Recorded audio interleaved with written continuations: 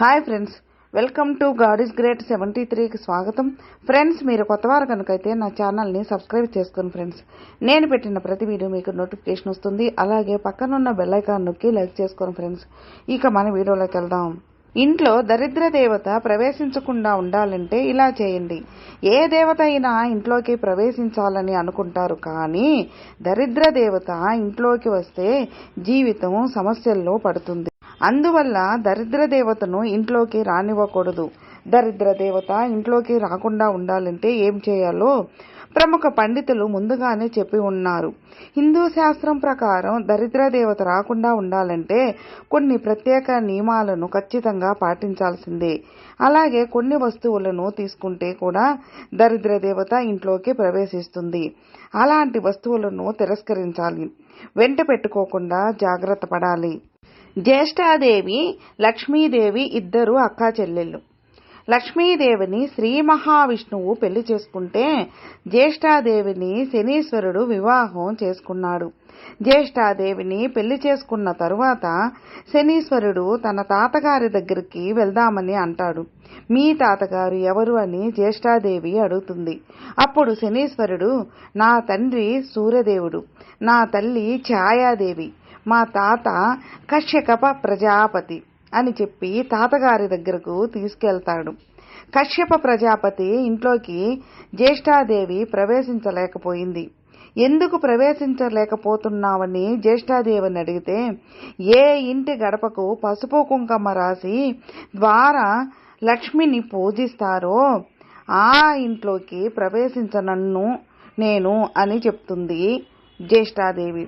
ఏ ఇంటి ముందరైతే చక్కగా అలికి ముగ్గు పెట్టి ఉంటారో అటువంటి ఇంట్లోకి కూడా ప్రవేశించలేనని అంటుంది జ్యేష్ఠాదేవి.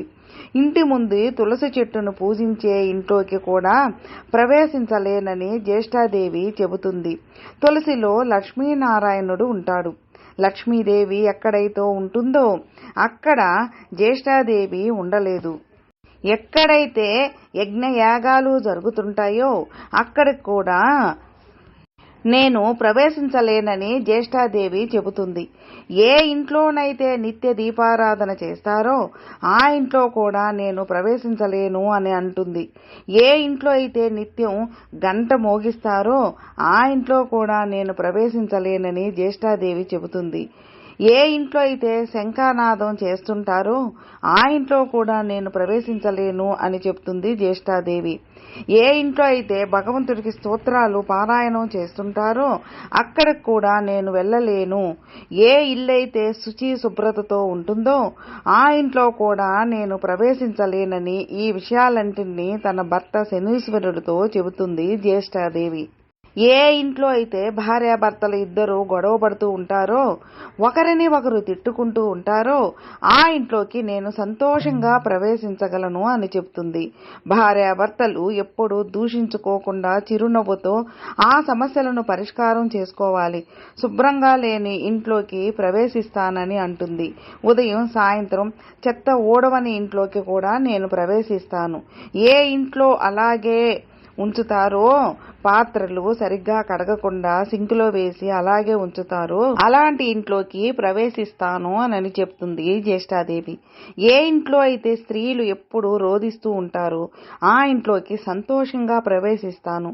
ఏ ఇంట్లో అయితే నిత్య దీపారాధన చేయరు, ఏ ఇంట్లో అయితే భగవంతుడికి పూజ చేయరు, ఏ ఇంట్లో అయితే ఉదయం సాయంత్రం నిద్రిస్తూ ఉంటారో ఆ ఇంట్లోకి నేను సంతోషంగా ప్రవేశిస్తానని జ్యేష్ఠాదేవి అంటుంది. అలాగే దరిద్ర దేవత ఎక్కడ నివసిస్తుందో తెలుసా? శనివారం రావి చెట్టు. పూర్వం క్షీర సాగర మదనంలో లభించిన అనేక వస్తువులలో లక్ష్మీదేవిని, కౌస్తుభాన్ని శ్రీహరికి సమర్పించి తక్కిన సంపదనంతా దేవతలు తీసుకున్నారు. శ్రీహరి శ్రీదేవిని పెళ్లి చేసుకోదలిచాడు. కానీ శ్రీదేవి, ఓ నారాయణ, నాకన్నా పెద్దదైన అక్క ఉన్నది. ఆ జ్యేష్ఠకు పెళ్లి కాకుండా కనిష్టనైన నేను వివాహమాడడం న్యాయం కాదు కనుక ముందు ఆమె పెళ్లికై సంకల్పించు అని కోరింది. ధర్మబద్ధమైన శ్రీదేవి మాటలకు అంగీకరించిన విష్ణువు ఉద్దాలకుడు అనే మునికి జ్యేష్ఠాదేవిని సమర్పించాడు. స్థూలవదన అశుభకారిణి, అరుణనేత్రి, కఠిన గాత్రి, బిరుసుగా ఉన్న శిరోజాలను కలిగిన జ్యేష్ఠాదేవిని ఉద్దాలకుడు తన ఆశ్రమానికి తీసుకొచ్చాడు. అయితే నిరంతర హోమ ధూమ సుగంధాలతో వేదనాదాలతో నిండిన ఆశ్రమాన్ని చూసి జ్యేష్ఠాదేవి దుఃఖిస్తూ, ఓ ఉద్దాలక, నాకు ఈ చోటు సరిపడదు.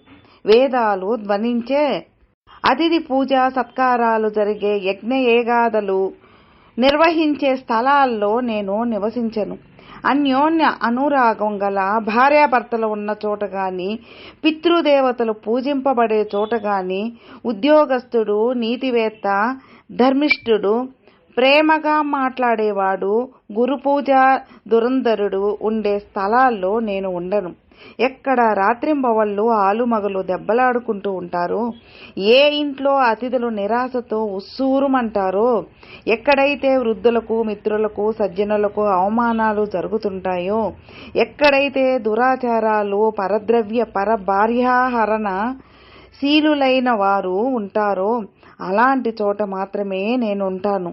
కళ్ళు తాగేవాళ్ళు, గోహత్యలు చేసేవాళ్ళు, బ్రహ్మహత్యాది పాతకులు ఎక్కడ ఉంటారో నేను అక్కడ ఉండడానికి ఇష్టపడతాను అంది. జ్యేష్ఠాదేవి మాటలకు కించెత్తు నొచ్చుకున్న వేద విద్యులైన ఉద్దాలకుడు, ఓ జ్యేష్ఠ, నువ్వు కోరినట్లుగా నీకు తగిన నివాస స్థానాన్ని అన్వేషించి వస్తాను. అంతవరకు నువ్వు ఈ రావి చెట్టు మొదట్లోనే కదలకుండా కూర్చో అని చెప్పి బయలుదేరి వెళ్ళాడు. భర్త ఆజ్ఞ ప్రకారం రావి చెట్టు మొదలలో అలాగే ఉండిపోయిన జ్యేష్ఠాదేవి ఉద్దాలకుడు ఎన్నాళ్ళకి రాకపోవడంతో పతి విరాహాన్ని భరించలేక పెద్ద పెట్టన దుఃఖించసాగింది. ఆమె రోదనలు వైకుంఠంలో ఉన్న లక్ష్మీనారాయణుల చెవుల్లో పడ్డాయి. వెంటనే లక్ష్మి తన అక్కగారిని ఊరడించవలసినదిగా విష్ణువును కోరింది. విష్ణువు జ్యేష్ఠాదేవి ఎదుట ప్రత్యక్షమై ఆమెని ఊరడిస్తూ, ఓ జ్యేష్ఠాదేవి, ఈ రావి చెట్టు నా అంశంతో కూడి ఉంటుంది కనుక నువ్వు దీని మూలంలోనే స్థిర నివాసం ఏర్పరచుకుని ఉండిపో. ప్రతి ఏటా నిన్ను పూజించే గృహస్థల యందు లక్ష్మి నివసిస్తూ ఉంటుంది అని చెప్పాడు. ఆ నియమాలలోనే ప్రతి శనివారం నాడు రావి చెట్టు పూజనీయగాను అక్కడ జ్యేష్ఠాదేవికి షోడశోపచార విధిని అర్పించే స్త్రీల పట్ల శ్రీదేవి అమిత కరుణ కురిపించేట్లు ఏర్పరిచారు శ్రీహరి. ఫ్రెండ్స్, విన్నారుగా. ఫ్రెండ్స్, మీకు ఈ వీడియో నచ్చితే లైక్ చేయండి, మీ ఫ్రెండ్స్కి షేర్ చేయండి. సబ్స్క్రైబ్ చేసుకున్నట్లయితే ప్లీజ్ సబ్స్క్రైబ్ చేసుకోండి. నేను పెట్టిన ప్రతి వీడియో మీకు నోటిఫికేషన్ వస్తుంది. అలాగే మీ అభిప్రాయాన్ని కామెంట్లో మెసేజ్ చేయండి. ఓం నమః శివాయ నమః.